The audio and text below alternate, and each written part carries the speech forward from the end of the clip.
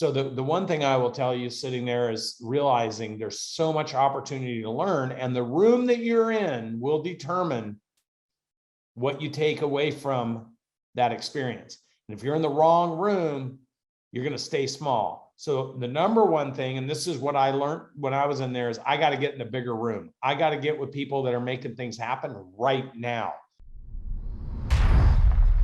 This is what we teach. You all got to understand business. If you read Donna's comments, it says, my workers don't make money for business.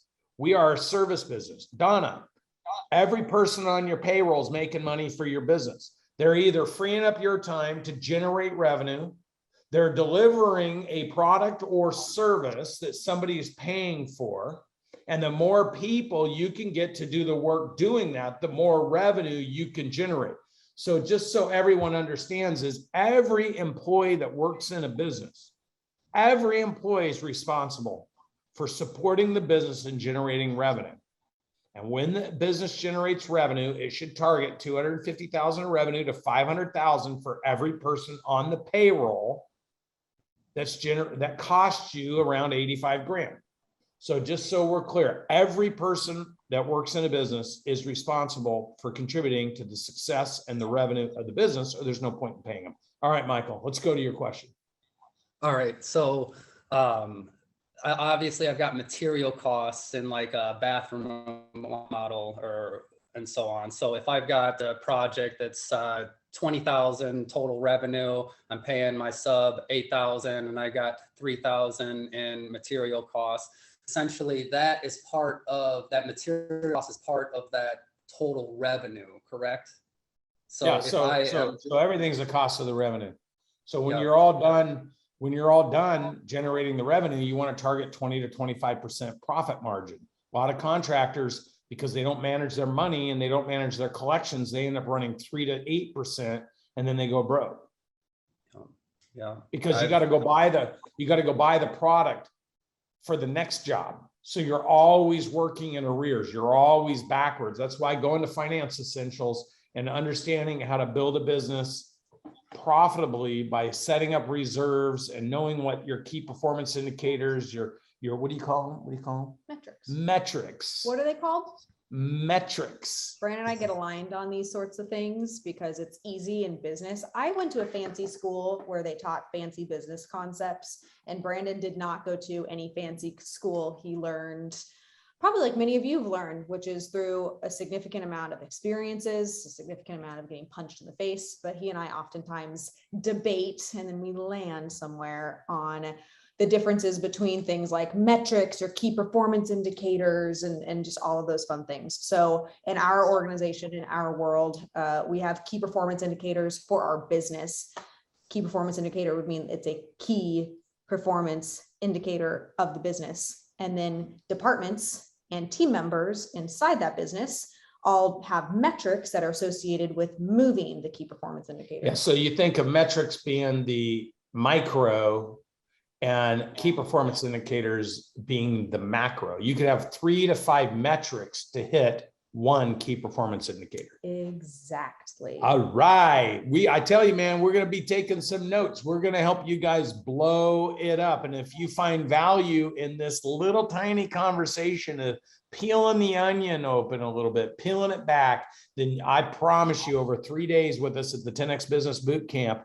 And if you're interested in making money and learning how to do real estate investing or investing with Grant and the team, then you stay for that. What was your biggest takeaway from the business boot camp when you first went? I would just like to point out to people this, you can see this is the workbook. It's the instructor's manual. So I can't give this to you, but this is the workbook for the business boot camp. Look at how thick this document 3 is. days, getting your money right, getting your mind right. Do you guys want to peek? Maybe just like a little peek? No, you can't. You got to pay. You have to charge extra. The smallest peek. I think.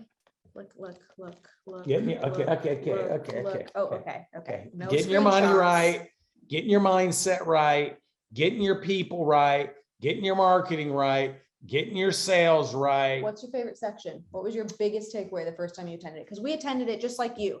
For those of you who heard That's the Brandon's first thing we story, ever did. for Yep. those of you who heard Brandon's story on Sunday, and those of you who have been here, Brandon and I attended a boot camp as 36 months ago. clients. It was March. Well, it was a little longer. It was March of 19. We went to our first boot camp. And I mean, we took copious notes. Do you want to know my biggest takeaway from that boot camp? What was your biggest takeaway? You have to think of yours while I'm saying mine. Okay. I already know mine. Oh, you already do? Yeah. Okay. Mine is, you guys might want to write this down. This is a GC principle. The biggest thing I took away from the business boot camp is, who's ready for it? I think they're ready. They're ready. Oh yeah, I see. She's ready. The biggest thing I took away is the things that you do not talk about are the things that you will have problems with. Think about that in your life. This is in business, but it's also in your personal relationships. It's in your finances. If you are not willing to look at your financial situation, if you're not willing to look at your bank account every single day, you're going to have problems with it. If you're not willing to confront your spouse about something that's going on that you're not comfortable with, you're going to have problems with it. If you're not willing to connect with an employee about, hey, what are you doing all this time on Instagram Or and what are you TikTok not when you're doing all supposed to this be time? working?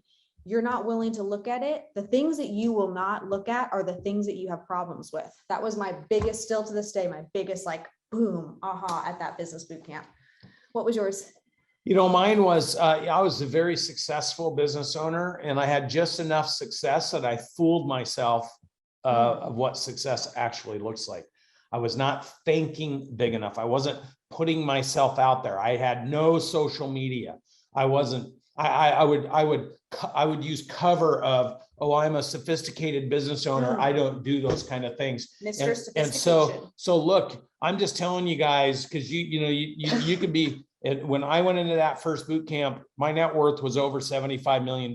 So I felt like, I had accomplished some Were things. you all crowned up? And I wasn't crowned up. I mean, we went there looking for something. But what I can tell you is that while I sat there thinking to myself, man, you had just enough success to fool yourself into believing you were successful. So true. And when you're sitting there looking at someone like a Grant Cardone and what he's been able to do in 10 or 12 years, working with a partner with Elena and rallying a remarkable team behind you. And you look at the speed in which they were attacking the marketplace in both the real estate business and in the business. I sat back and I was like, man, there's so many things that despite all the good things I did, there's so many things I have yet to learn. So the one thing I will tell you sitting there is realizing there's so much opportunity to learn, and the room that you're in will determine what you take away from that experience. And if you're in the wrong room, you're going to stay small. So the number one thing, and this is what I learned when I was in there, is I got to get in a bigger room. I got to get with people that are making things happen right now. I got to follow the leader. I got to replicate. I got to duplicate. I got to be as if. All this stuff was going through my mind. And I was actually sitting there on the first day so frustrated that I hadn't done more in the last 10 or 12 years. I had all these great thoughts. I had, you remember in 2012 and 13, she was with me, a crew of people came up, you need to start a business podcast. You need to do all these things. You need to start interviewing. I'm like, nah, that's not for me. That's Mr. Traditional business and guy. I look back and I'm like, man, you could have done some great things helping people. Instead, I stayed small.